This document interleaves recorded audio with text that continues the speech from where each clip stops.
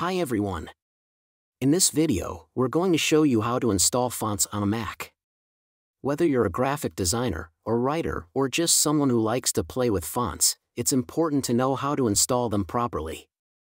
The first step is to download the font file that you want to install. This can be done in a variety of ways, such as downloading it from a website or receiving it from a colleague or friend. Step 2. Extract the font file. Once you've downloaded the font file, you'll need to extract it from its compressed format. This can typically be done by double-clicking on the file or right-clicking and selecting Extract. You should now have a file with a TTF4. To install the font, double-click on the extracted font file. This will open a window displaying the font preview. Click on the Install Font button to install the font. To verify that the font has been installed, open any application that allows you to use fonts, such as Microsoft Word or Pages.